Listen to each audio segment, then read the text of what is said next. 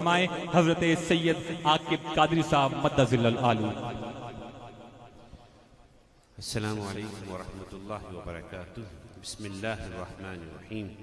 الحمد للہ والصلاة والسلام علی رسول اللہ، اما بعد فاعوذ باللہ من الشیطان الرجیم۔ بسم اللہ الرحمن الرحیم۔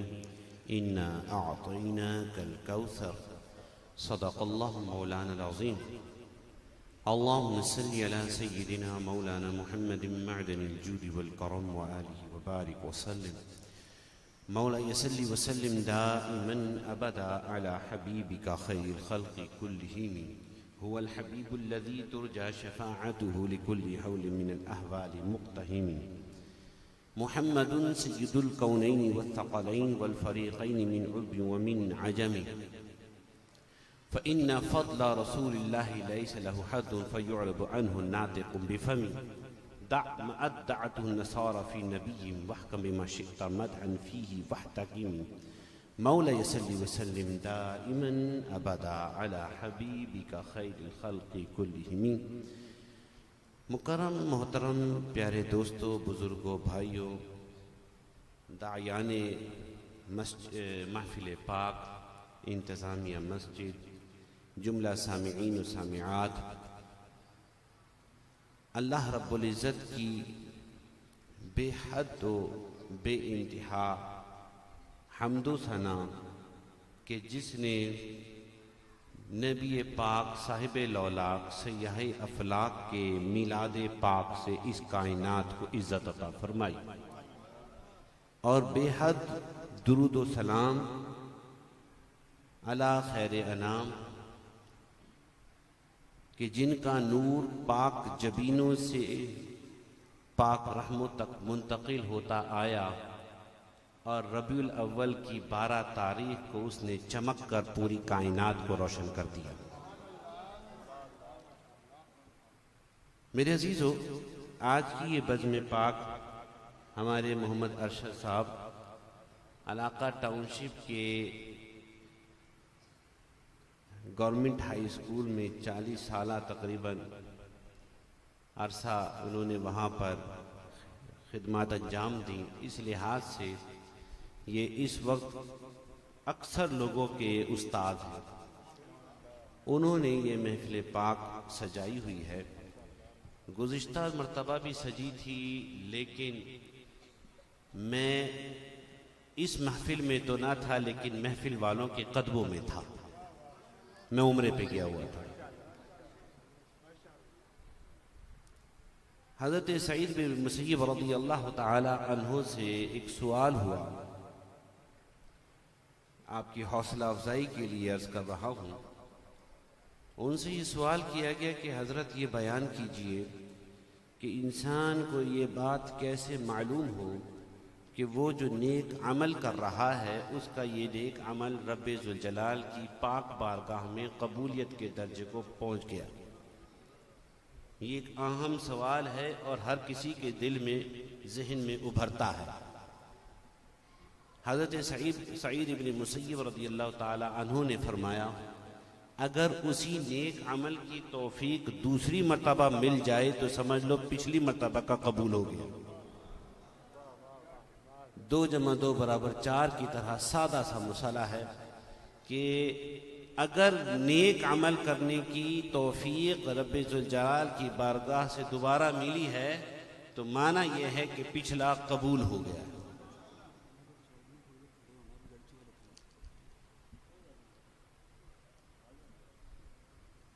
یہ بزم پاک جو ہے،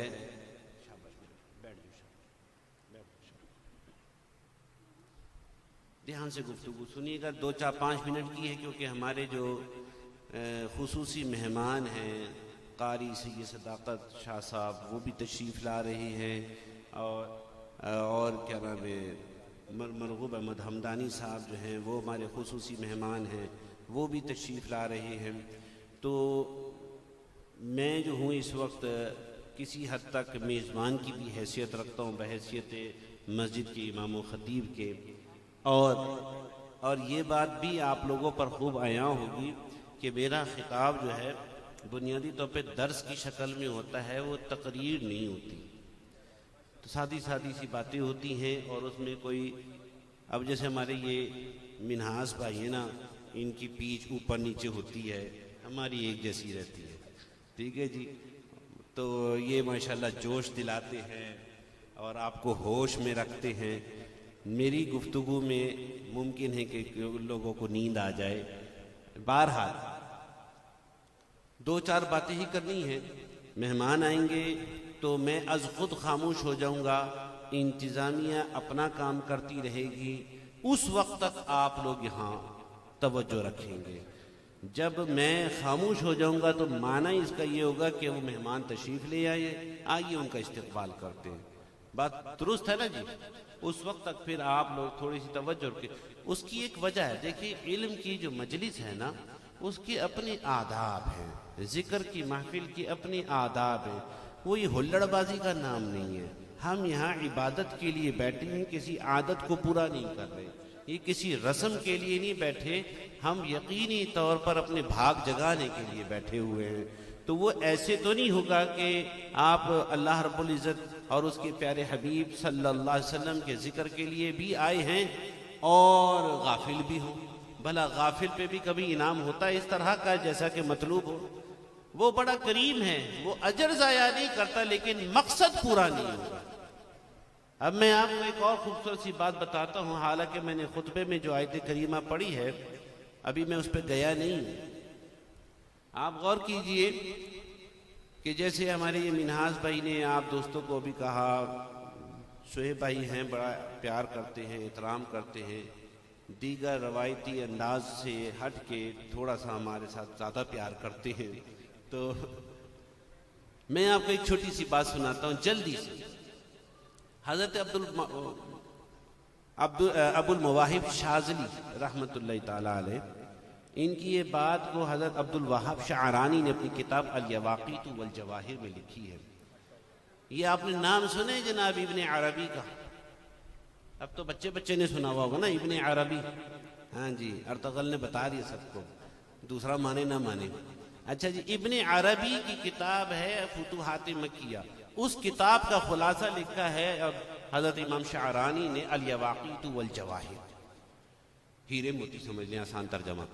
اس میں ایک بڑی خوبصورت سی بات لکھی ہے حضرت شاذلی رحمۃ اللہ علیہ کی، کہ امام اعظم ابو حنیفہ رحمۃ اللہ تعالیٰ علیہ کی، وہ کہتے ہیں کہ ایک رات میرا دل کیا میں کسی محفل میں جاؤں اور اس محفل میں شرکت کروں، طلب صادق تھی، ایک محفل سجی تھی، جا کر شرکت کر لی، سب لوگوں نے اپنے اپنے انداز سے ذکر کیا، کسی نے کہا تم بھی کچھ پڑھو گے؟ میں نے کہا ہاں میں بھی نعت پڑھوں گا، کہ کہا پہ پڑھو نعت۔ ابو المواہب شاذلی، یہ غوث پاک سے تھوڑا سا پہلے کے بعد کے، تو انہوں نے جناب من نعت شریف پڑھی حضور امام اعظم ابو حنیفہ کی لکھی ہوئی، امام اعظم ابو حنیفہ رحمۃ اللہ علیہ کی، کیا؟ محمد بشر لک البشر بل ہوا یاقوت بین الحجر، کہ محمد وہ ہیں کہ بشر ہو کر بھی بشر نہیں کہلاتے، کہ جیسے یاقوت پتھر ہو کر بھی پتھر نہیں کہلاتا۔ یاقوت کو خالی پتھر کہہ دو تو اس کی ویلیو کم ہو جاتی ہے، تو محمد بشریت کے لباس میں ہیں تو صحیح، لیکن لک البشر، ان کی بشر میں کوئی مثال نہیں ہے۔ یہ امام اعظم علیہ رحمہ نے نعت لکھی، میں نے پڑھی اور ساتھ پڑھی تو میں نے کہا ذرا میرے ساتھ مل کے پڑھو، جیسے یہ کہتے ہیں۔ انہوں نے پڑھ لی، کہتے ہیں کہ رات کو پھر میں بستر پہ گیا، آنکھیں بند کی، سو گیا، بھاگ جاگ گئے، حضور آ گئے اور کیا فرمایا کہ ابو المواہب تم نے نعت پڑھی، ہمیں بہت اچھی لگی، قد غفر اللہ والذی یقول معک، اللہ نے تجھے بھی بخش دیا اور جس نے تیرے ساتھ مل کے پڑھی اس کو بھی بخش دیا۔ اللہ یا رسول یا رسول یا علی یا غوث العظم،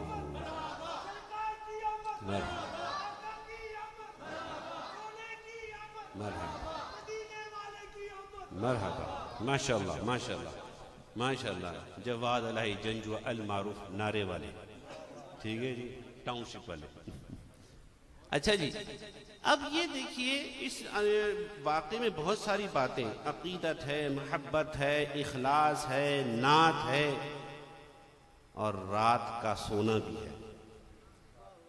مختصر محفل کرو کہ رات کو سو، حضور سے ملنے کا بہانہ تو بابا جی رات کا سونا ہے نا۔ پوری رات محفل سجائی، حضور دیدار کرائیں دیدار کرائیں دیدار کرائیں، اور فجر میں جا کر پھر سو گئے، تو پھر بات محتاج نہیں ہے وہ دیدار کرانے کے لیے نیند کے، لیکن ایک ضابطہ تو ہے نا۔ اس لیے مختصر محفل کرو، جیسے آج ہمارا پلان ہے کہ انشاءاللہ 10 سوا 10 بجے اس کو انشاءاللہ سمیٹیں گے، دعا کریں گے، خیر سے جناب والا اپنے گھر جائیں گے، تھوڑی چائے شائے پیئیں گے، بستر پہ لیٹیں گے انشاءاللہ، تو پھر پیاری سی نیند آئے گی اور پھر پیارے آئیں گے۔ اللہ غنی۔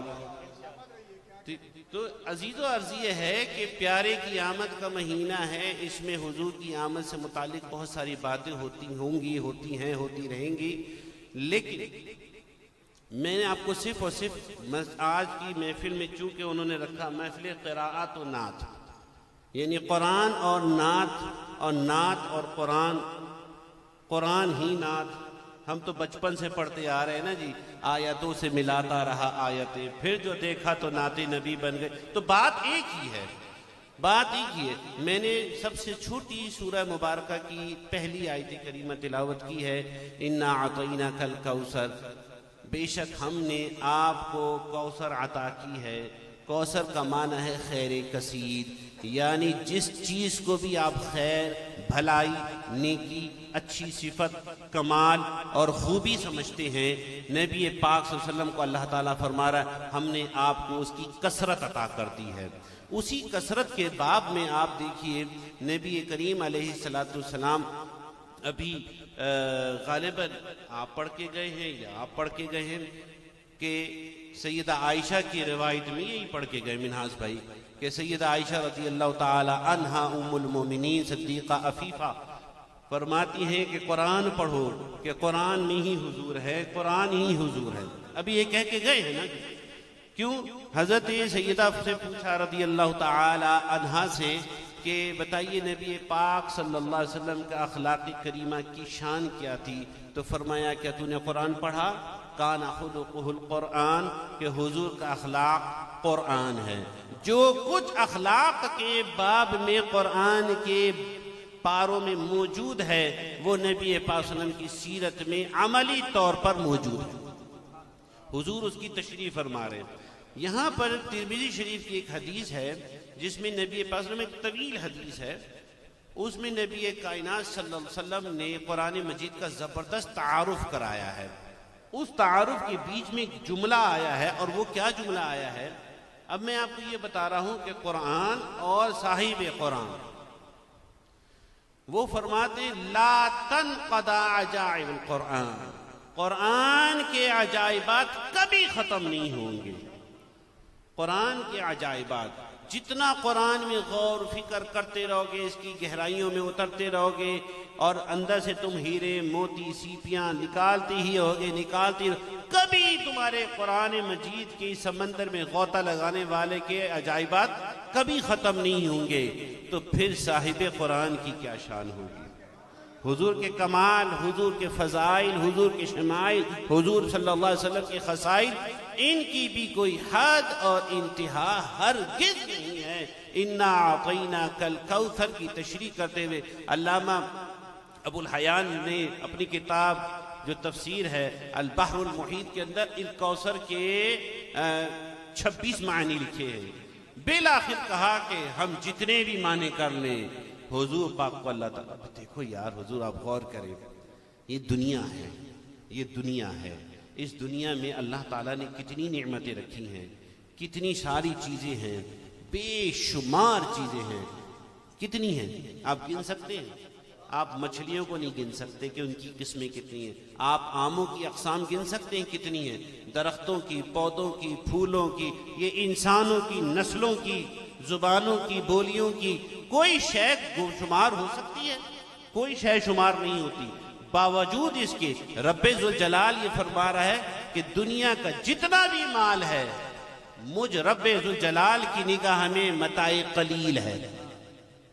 اللہ کی نگاہ میں تو سب تھوڑا ہی ہے نا، یہ جس کو پوری دنیا کے انسان سب جمع ہو کر اپنی تمام صلاحیتوں اور توانائیوں کو لگا کر پھر بھی ان ستاروں کی گنتی کرنا شروع کر دیں، ابھی تو بھائی ڈسکور ہی نہیں ہوا۔ ایک گلیکسی ہو، اس گلیکسی کے اندر کتنی گلیکسیز ہیں، اس میں پھر کتنی سٹارز ہیں، کیا کوئی گن سکتا ہے؟ انسان عاجز ہے، انسان عاجز ہے، نہیں گن سکتا۔ لیکن رب ذوالجلال فرما رہا ہے میرے نزدیک، میں اللہ کے نزدیک یہ سب کیا ہے؟ قلیل ہے، قلیل ہے۔ جب رب اس بے انتہا کو قلیل کہہ رہا ہے تو پھر فرمائیے مصطفیٰ کو کثیر دے رہا ہے۔ یہ قلیل گن نہیں سکتے، بتاؤ کثیر کون گنے؟ اور کثیر کی سپرلیٹو ڈگری کوثر کو کون جان سکتا ہے؟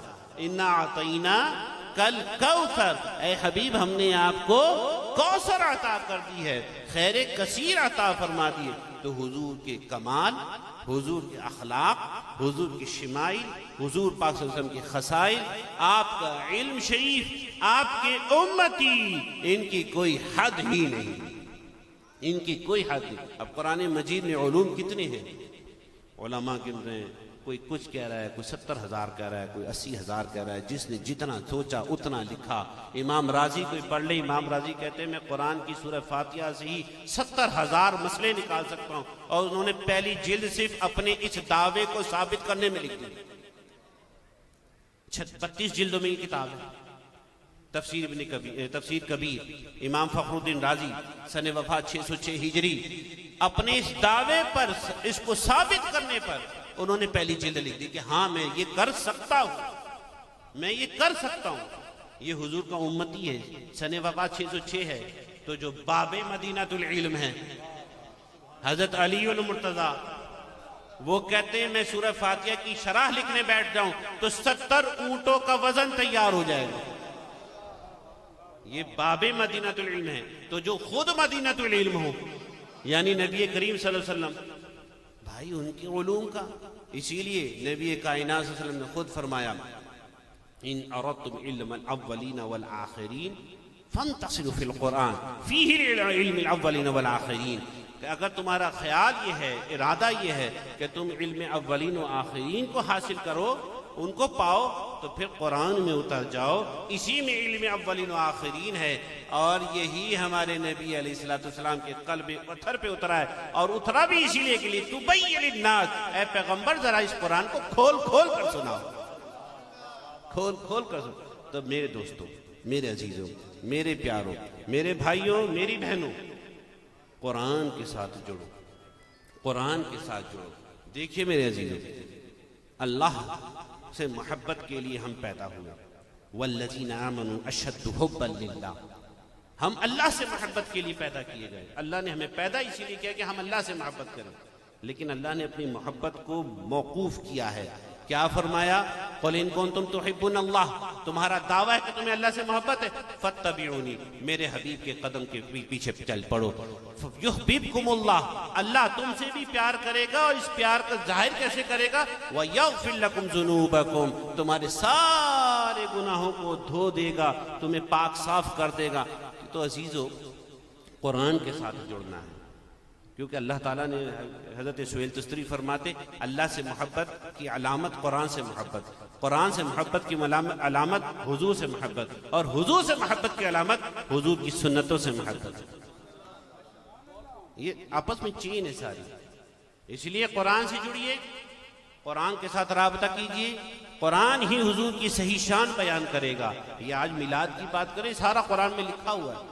سورہ صف کی آیت نمبر 6 نکالیے اور پڑھیے، آپ کو معلوم ہو جائے گا۔ دیکھیے جناب، میں یہیں پہ ختم کرتا ہوں۔ اے عورتوں، تمہیں معلوم نہیں کہ تمہارے قرآن میں کیا سوز رکھا ہے؟ تم قرآن پڑھتی ہو تو عمر کی تقدیر بدلتی ہے۔ حضرت